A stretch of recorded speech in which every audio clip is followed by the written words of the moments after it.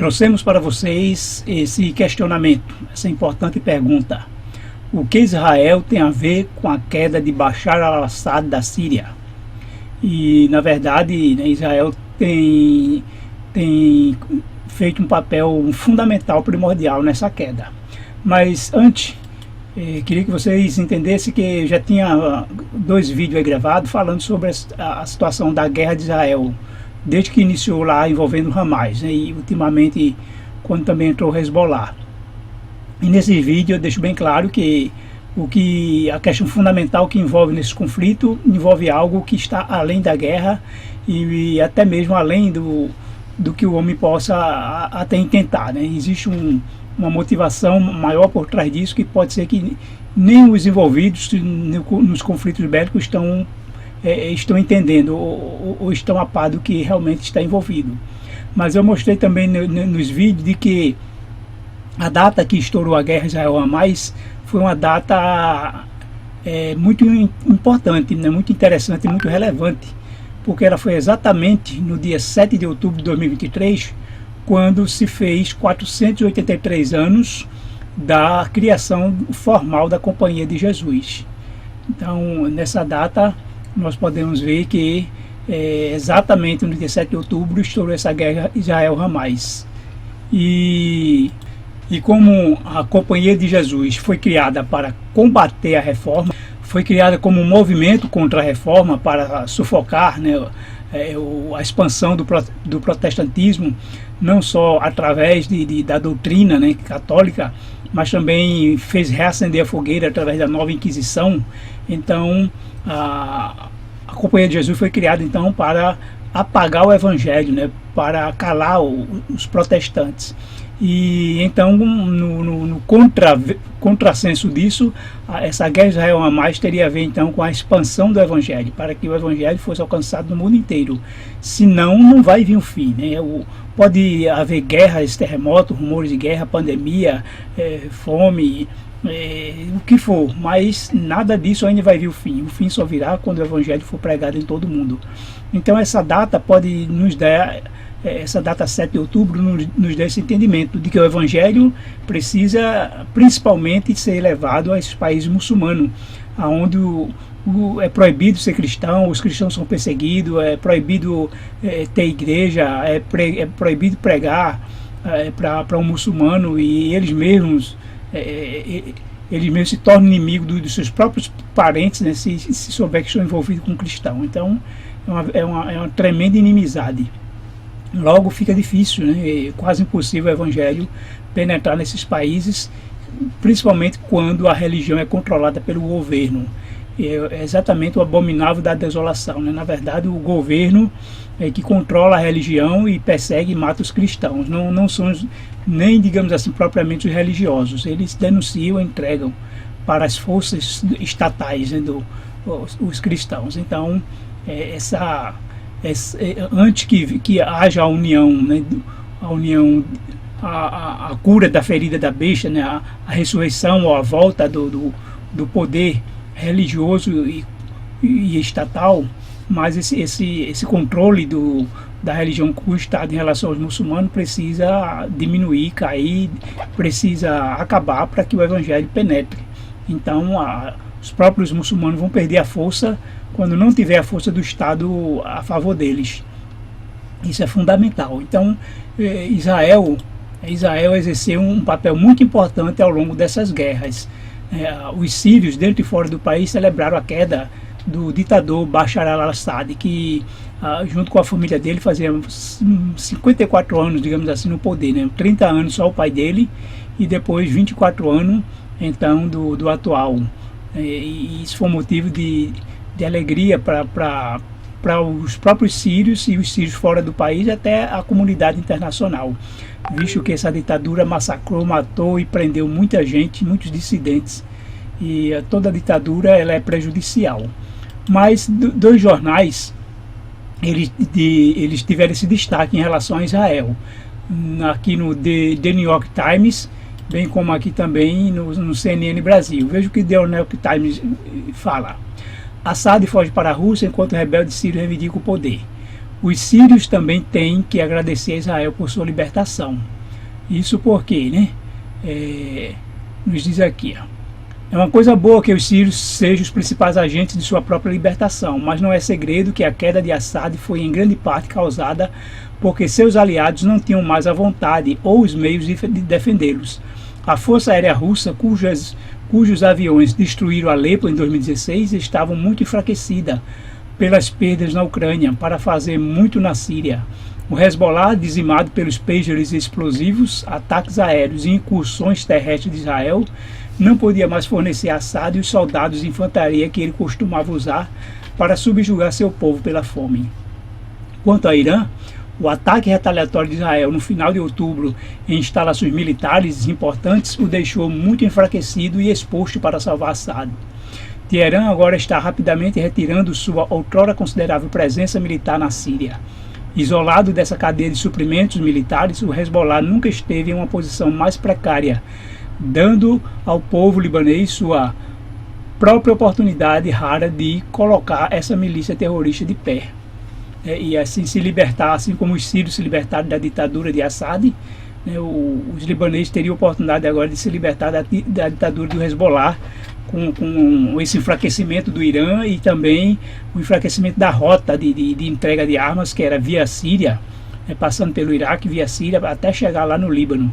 E tudo isso vai estar causando enfraquecimento dos grupos extremistas que o Irã, um país muito rico em petróleo, mas usa a sua riqueza, a maior parte da sua riqueza, para financiar grupos extremistas com sua inimizade contra Israel, enquanto o povo está morrendo de fome, está vivendo na miséria, mas tem que ficar calado por causa do controle do regime e até mesmo da religião, usa a religião para calar o povo. No CNN Brasil nos informa aí, Israel enfraqueceu defesas síria e iraniana e abriu caminho para o HTS tomar a Síria, diz professor CNN. Especialista analisa a queda do governo de Bashar al-Assad e a ascensão do grupo HTS na Síria, destacando o papel de Israel no enfraquecimento das defesas. Observe que nesse artigo da CNN Brasil diz o seguinte, que o pesquisador de Harvard e professor da UFF, Vitalino Brustolin, em entrevista ao Agora CNN deste domingo, analisou a recente tomada de poder por rebeldes na Síria e a consequente queda do governo de Bashar al-Assad. Segundo o especialista, Israel desempenhou um papel crucial ao enfraquecer a defesa síria e iraniana, abrindo caminho para o grupo Hayat Tahrir al-Sham, que é o HTS, assumir o controle do país. Brustolin traçou uma linha do tempo dos eventos que levaram à atual situação na Síria. Em janeiro de 2011, havia um grupo de pessoas não atreladas a religiões, a princípios laicas, que queriam mais democracia na Síria, explicou o professor. No entanto, em março do mesmo ano, após uma resposta violenta do regime, grupos de jihadistas se uniram contra o governo de Assad. E aí, desde 2011 que se criou uma guerra civil, durou ao longo de praticamente 10 anos, ainda ficaram alguns focos de resistência, O Assad ainda conseguiu controlar 70% do país, 30% estava na mão de rebeldes. E eles então resolveram se unir, esses rebeldes, com um só propósito, derrubar o governo de Bashar al-Assad, aproveitando o momento em que a Rússia, envolvida com a Ucrânia, já perdeu muita gente, já gastou muito material bélico, e eles sabiam que a Rússia não ia vir com aquela ajuda que teria vindo antes, que veio antes. E que também tanto o Irã como lá o Hezbollah estavam enfraquecidos com as guerras contra Israel. E exatamente o papel de Israel foi fundamental para, então com essa queda aí na Síria. A Síria é um país que a maioria é islã, fora alguns grupos menores, chama minoria. Os cristãos, para poderem desfrutar de um pouco de liberdade, eles vivem também em grupos, em maioria, onde a maioria é cristã. Mas os cristãos não têm liberdade de expressar sua religião, de abrir igreja, aonde tem, ou seja, ao longo de todo o país. Precisa também ser como tribais, viver como tribos, em grupos, e não tem essa plena liberdade, inclusive com a ditadura, que não tinha mesmo, pois apesar de dizer que as religiões têm certa liberdade, mas com a ditadura não permitia. Isso dava fôlego, né, para os grupos que eram do governo, então agir com mão de ferro contra os cristãos. Então a pergunta é, quem é o próximo país a cair? Quem é o próximo a entrar em derrocada, né, ou direta ou indiretamente com a guerra de Israel? O Irã, né? O Irã sabemos que é um país que controla com mão de ferro a religião e usa a religião para controlar o povo. E em todos esses países muçulmanos o cristianismo é proibido. Alguns começam logo pela família, podem sofrer o divórcio, perde direito à herança, perde a guarda dos filhos, pode ser expulso do país, preso e até mesmo mortos. O Irã tem um papel fundamental também porque ele financia os demais grupos terroristas ao longo lá do Oriente Médio para atacar Israel. Ele usa a riqueza do petróleo para financiar a guerra bélica contra Israel e também para oprimir o seu povo, né, e perseguir os cristãos. Então, com a queda do Irã, iria praticamente ser como um dominó, né? Ia um efeito dominó, iria sair varrendo todos os demais países do Oriente e levar ao seu enfraquecimento. Mas já começou bem, né, pela Síria, porque aí vai vir o próximo. Pode ser também o Líbano. O Líbano tem um grupo forte que é o Hezbollah, que é financiado pelo Irã. O Líbano, por si só, ele não tem uma forte inimizade com Israel. É um país que goza de liberdade cristã, mas o Hezbollah no controle lá de um país fraco e recebendo financiamento do Irã, então ele consegue controlar o próprio país. E também a queda do Hezbollah, que já está fraco, né, traria também um grande fôlego para o cristianismo, para o evangelho. Temos também o Iêmen, outro grupo lá que também é financiado pelo Irã para agir contra Israel, mas também é um país que é 99% de Islã. Então o cristianismo praticamente lá não existe, né? O cristianismo aberto. Alguns que se tornam cristãos precisam ficar totalmente em segredo, sob pena de diversas culminações, né, legais e até perseguições entre deles mesmos, dos próprios muçulmanos contra os cristãos. O Iraque também, né, tem controlado também, ele também é muçulmano, mas tem a facções do Irã que controla e outros grupos, sabendo que sendo muçulmano o evangelho fica difícil nesse país. Então o Iraque também ainda não promoveu uma plena liberdade do cristianismo no país, mas como sabemos, enquanto o país, né, controla a religião e usa a religião para controlar o povo, então não permite a abertura religiosa. Isso porque dá fôlego aos próprios seguidores, né, os próprios muçulmanos, de agir contra os cristãos, porque eles têm o apoio do governo. Temos também a Arábia Saudita, né, com grande riqueza, mas eles não permitem lá a abertura de igrejas, não permitem aos cristãos viverem abertamente, nem plenamente a sua religião. Os que têm são no anonimato. Então a Arábia Saudita ela também, por ser um país praticamente, né, quase totalmente cristão, ou aliás muçulmano, então o cristianismo lá é motivo de ser perseguido, né? Só que não é, digamos assim, para um radicalismo de levar à morte, mas perde todos os direitos, não pode exercer o seu cristianismo abertamente porque tem várias penas. E claro que alguns grupos locais, dependendo dos grupos de muçulmanos, eles podem fazer com que muitos cristãos morram.